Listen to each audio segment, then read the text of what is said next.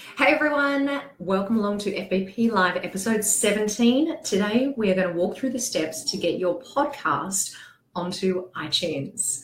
My name is Chantal Broderick, host of the Fitness Business Podcast, and yes, you are tuned into FBP Live episode 17. So JT, thank you so much for joining me this morning. I'm really excited to get to this episode because we've come quite a long way on our podcast journey together. So those of you that have been following along throughout this series, I want to thank you so much for joining me because we've gone through the steps of why you should podcast, the topic that you should choose, the avatar, how to actually create your ideal customer avatar.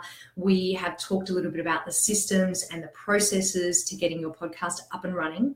So at this point in time, it's really about taking the product that you have created, the audio file that you've created, and getting it from your hot little hands and out to the public through iTunes or through various platforms that you can actually utilize. So that's what we're talking about today. So first things first, I think it's really important that I set the scene so you understand just how important it is that your podcast actually gets through to iTunes, because it's not about going kind of directly from where you are. You actually need a media host in the middle of that. So I want to explain to you exactly what that means. So you've got your audio file that you've created and it's sitting on your desktop or it's saved somewhere that you've actually got it. There's actually two steps that can happen in between there and getting it live and getting it broadcast.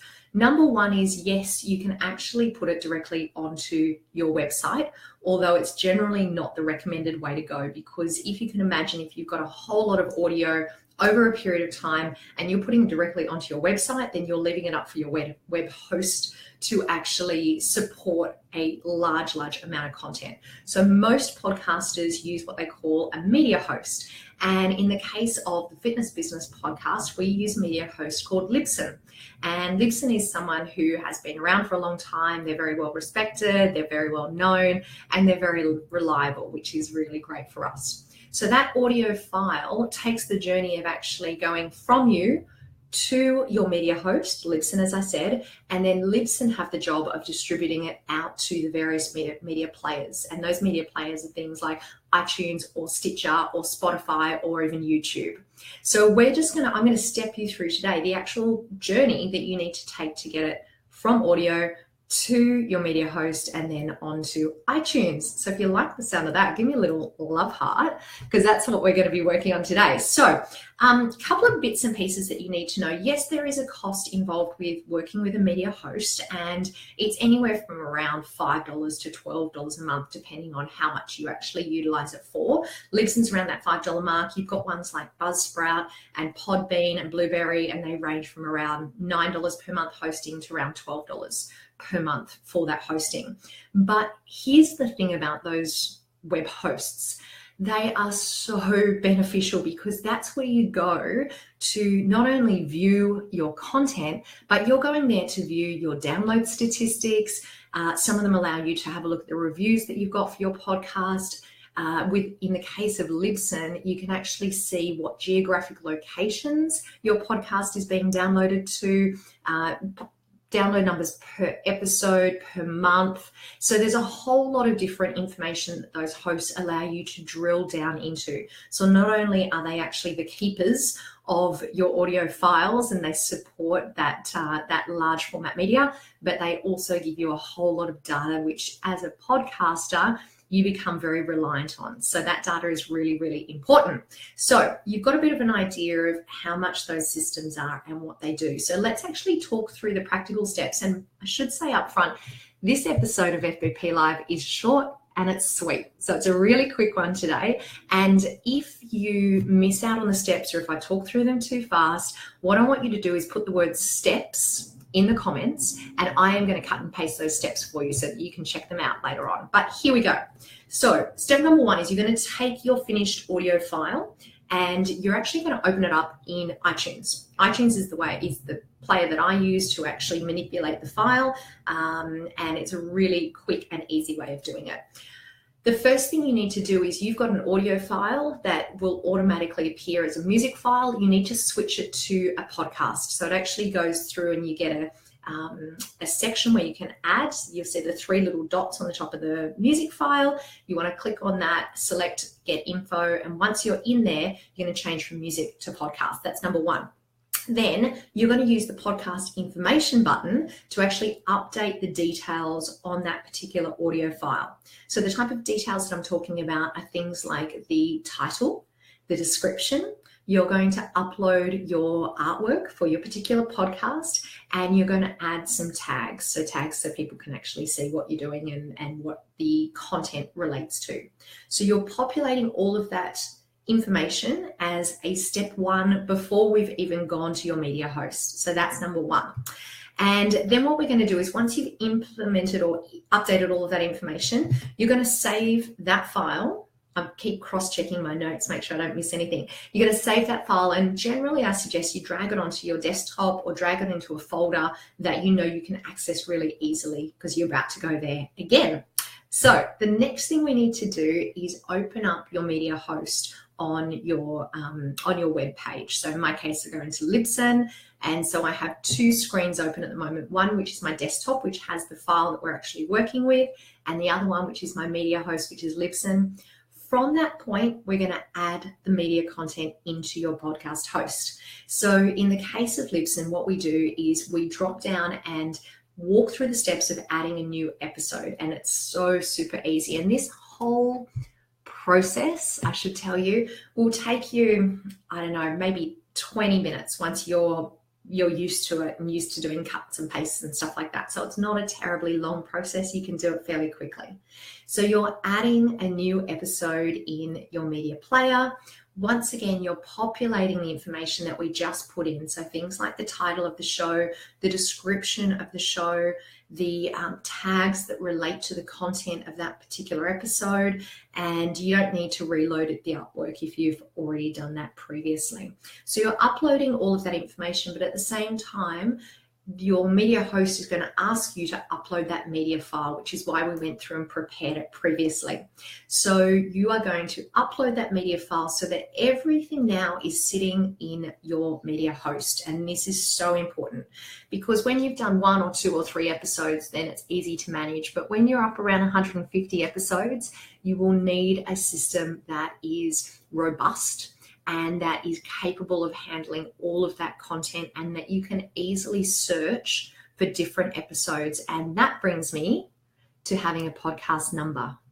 So or numbering your shows is something that I recommend, even if you're setting out and you're not 100% sure if you're going to do 12 shows or if you're going to do 112 shows. Start numbering your shows from the start, because it gives you a really great reference point when you're talking or when you're referring to a particular episode. You might use the number, you might use the content or the topic name, you might use the guest name if you've got a guest, but I really, really do encourage you to number your shows because it's just a really nice, easy way to reference them later on. So that's all of the information that you've got. Now, as soon as you've actually done that and the podcast host says, yep, it's accepted the file and the file doesn't have any, it's not corrupt in any way, there's no actual issues with the file, and you've populated all the information, then all you're doing is hitting publish from there.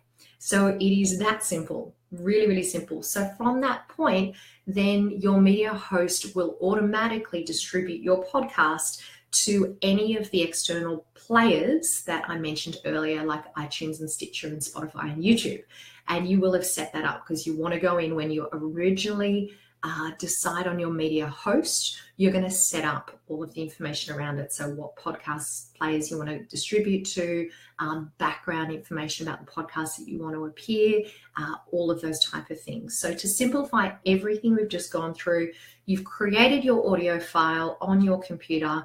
You have set yourself up with a media host, depending on which one you want to choose. As I said, we use Libsyn for the Fitness Business Podcast. You've entered in your information and you've set up an account because it's an ongoing monthly subscription fee.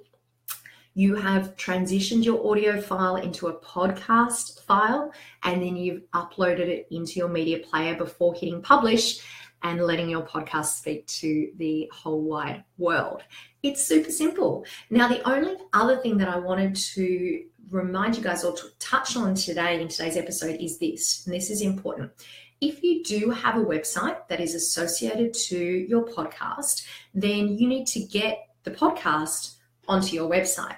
And the beauty of your media host is it will actually give you a link. And I've just written down, the link is called a direct download URL.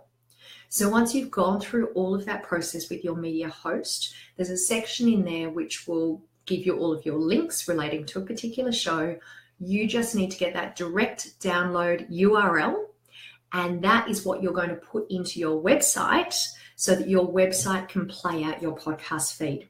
So that's really important because there's a big difference between you actually hosting the content on your website versus pulling in the feed from your media host. You want to try and avoid hosting on your website because it's going to slow it down. Okay, you don't want that. Give your content to someone that specializes in that, like one of these media hosts, and pull it from there so you can stream it from there. So your listeners can still go to your website and listen to your show and view all of the information relating to it, or they could go to their podcast player and listen to it that way.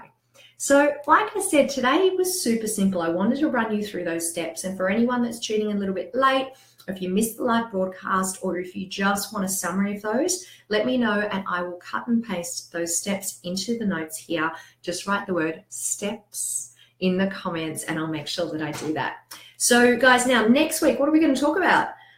Let me scroll down. Next week is my favorite because we're going to talk about promoting your podcast, and this one is a super important element. And you will know, for those of you that are listeners of the Fitness Business Podcast, you'll know that we do a lot of promotion around the show, and we use a lot of different platforms and different ways, and we have made some good decisions over the years and made some expensive decisions, and I'm going to summarize for you the ways, or the top ways, that I recommend that you promote your podcast. So tune in next Wednesday, which is 11 a.m. Wednesday I want to say 18th. Wednesday the 18th. Am I right? Hang on. I'm looking. Yes, it is. And I know that because the Filex Business Summit is on Thursday the 19th and the FBP Family Meetup for Filex is on Friday the 20th. Okay, so next week we're going to talk about how we actually promote our podcast. Before I sign off today, there's a couple of really important things, a couple that I just mentioned. So next week, for all of our Sydney or our Australian FBP family, we've got Filex, which is our fitness industry conference here in Australia. And I'm going to be seeing you guys on Thursday for the Business Summit. There's a really fantastic lineup of speakers coming your way on the Thursday, which includes 3 speakers that we've had on the show before: Thomas Plummer, Todd Durkin, and Emma Barry. And in about 45 minutes time, I'm about to interview the 4th speaker, Amanda Stevens. She'll be on the show later on during the year. So we've got that on the Thursday. Then on the Friday is the FBP Family Meetup, which is our event, which happens at 6 a.m. and we go for a walk around Darling Harbour for 45 minutes. Now, if you are coming to Filex and you haven't registered for the walk, then please do so. You can put FBP Family Meetup in the comments below and I'll send you all the details. It's a free walk, it's a networking event, and it is a lot of fun, a really great way to kick off the Filex weekend. I will be seeing you guys on Saturday. I'm going to be presenting success strategies of fitness business leaders at 3:15 on Saturday at Filex. So make sure that you come along, check out all the amazing sessions that are happening. 2 other things. Number 1, I've just hit publish on this week's episode. Our special guest is Scott McKenzie. He is a lawyer. He's an amazing lawyer that works with the fitness industry, and he talks about why it's so important that we implement a social media policy in our fitness business and for our staff. If that is something that you haven't done already, or you haven't thought about, or you've thought about but you haven't done, listen to this episode because he talks it through why it is so important and gives us some tips around what you can do and how you can actually get that up and running for your fitness business. The other thing that you need to know is this Friday, we've got part 2 of our video marketing intensive series with Jason Chow. So part 1, we heard from Jason and we were talking about, why you should use video marketing for your fitness business. Today, this Friday, we're talking about some of the common mistakes to avoid when you're creating your videos. This is a 4-part series. It comes out every Friday for the next 4 weeks.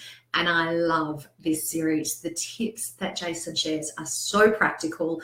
It is relevant whether you are a fitness business owner, a manager, or a personal trainer. These video marketing tips that he shares are so good for helping you to create content and start getting active with using video to market your fitness business. So that's it, guys. Thank you so much for joining me. If you want any links to any of those shows, you can write video in the comments. You can write social media policy or law in the comments. I'll know what you're talking about and I'll send you through links to those shows. So thank you once again for joining me today. I will see you next week, 11 a.m., where we talk about how to promote your podcast. See you guys.